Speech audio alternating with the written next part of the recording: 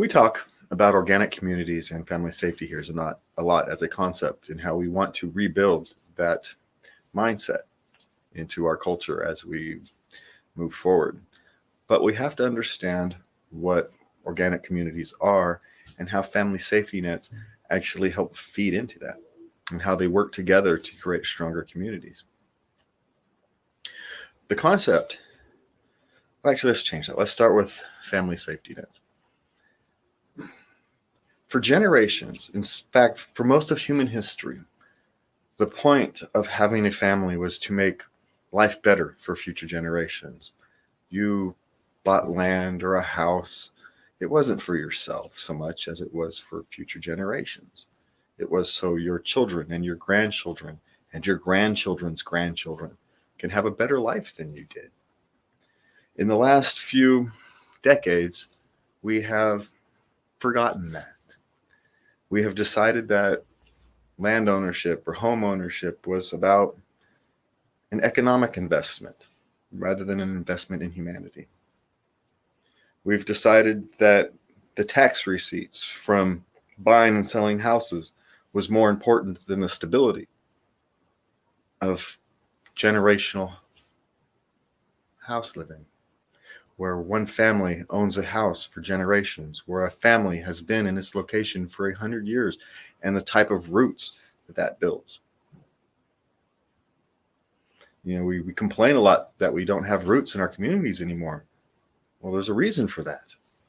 When we have policies that encourage churn, that encourage you to buy and sell, that encourage you to view your house as an investment for your retirement, not an investment in your grandchildren. And that has had a disastrous effect on how our communities operate. Because we no longer operate communities on the concept that they're going to be around in 100 years. That it's going to be the same basic people, that half of the community isn't actually going to move, that half the community is going to stay there for generations. That creates a stability. And now we have social engineers, politicians, outside developers who will come in and reimagine what a community should look like rather than the people in that community. And they're allowed to get away with it because there's no roots. If nobody wants to hold on to their housing, it's easy to sell. If you view your house as an investment in economics rather than an investment in humanity, when somebody offers you a check, you take it. Even if you can't actually get the same standard of living you have, because everything else goes up.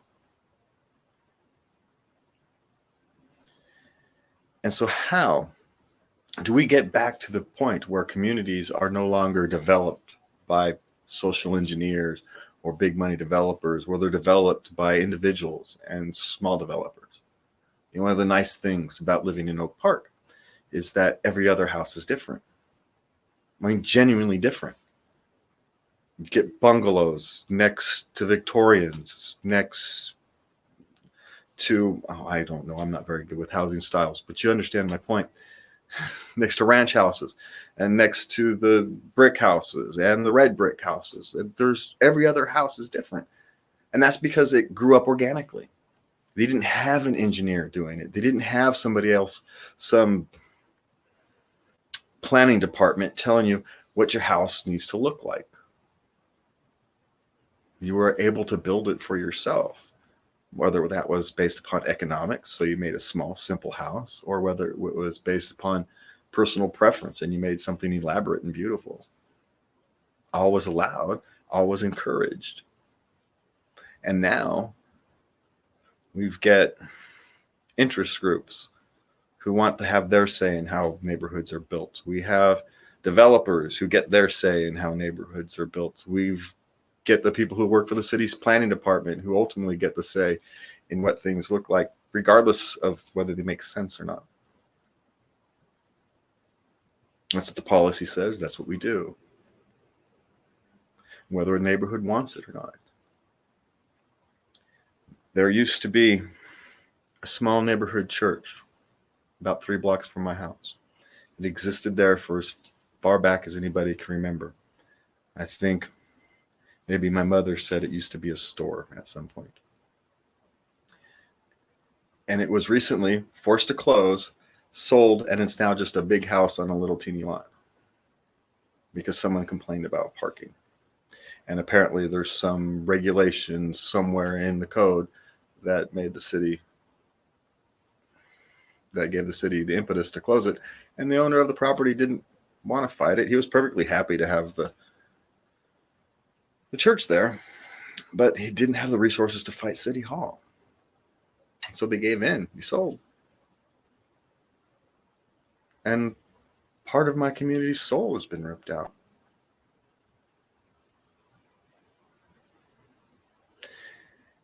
And these are the kind of problems that communities across not just our city, but our state are facing. There's a loss of control. What goes on in your neighborhood is decided by people in other neighborhoods, not yours. And like neighborhood associations and those they're messy, but they're better than City Hall.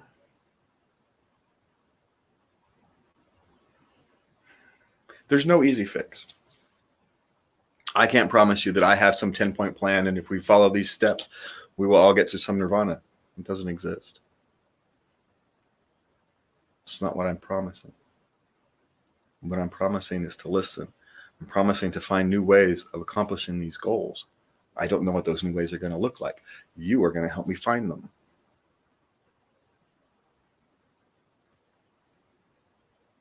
But we must allow communities to grow organically. Otherwise, they're hollow. There's no soul anymore. They're just places where people live. And that's fine. We need them. But I don't know about you, but I'd rather have a community that has a soul, has a vibrance, that is more than a sum of its parts. And that only happens when they're allowed to grow organically on their own. You water them, you give them the nutrients they need, you help weed it. But you let the plants, you let the people, you let the community grow on its own.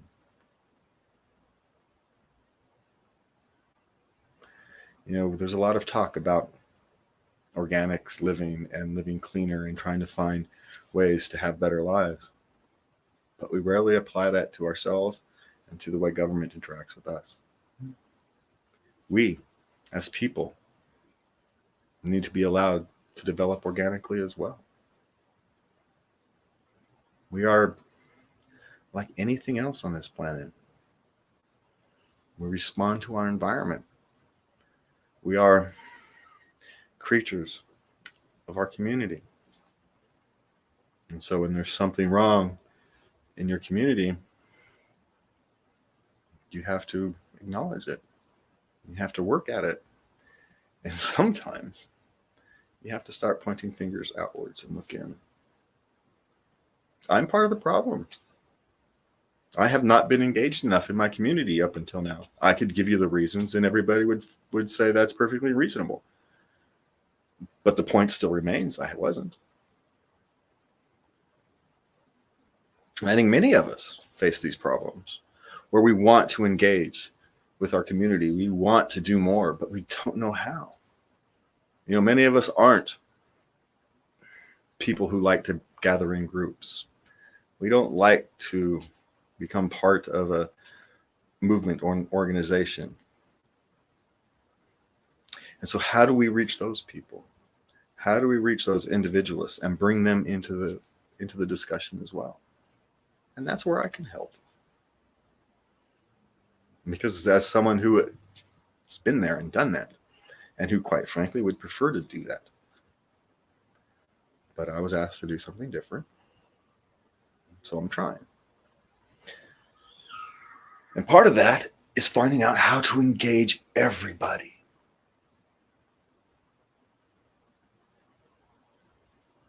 And you engage everybody by honoring everybody. We don't honor everybody these days. We honor people who are gathering groups. We honor activists. We honor lobbyists. We honor business people. But we don't honor the average individual worker, the average individual artist, the average individual entrepreneur. We don't honor these people. We ignore them. We say if they want to be heard, you have to join an association. You have to become part of something bigger than you. Just a second.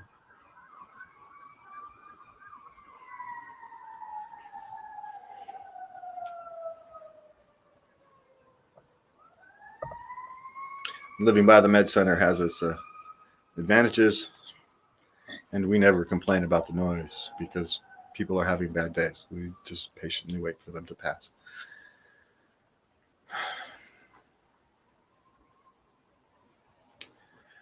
And now see, where was I? And I forgot. But that's okay. I was probably talking too long anyway. But the point of organic communities, and we'll just kind of wrap it up. The point of organic communities and how they interact with family safety nets is it's the same thing. Families who have been there for generations, they grow strong roots. They help your neighbors grow. They bring stability to the soil so breezes and winds don't knock the neighborhood apart. They are the things that help nurture their surroundings.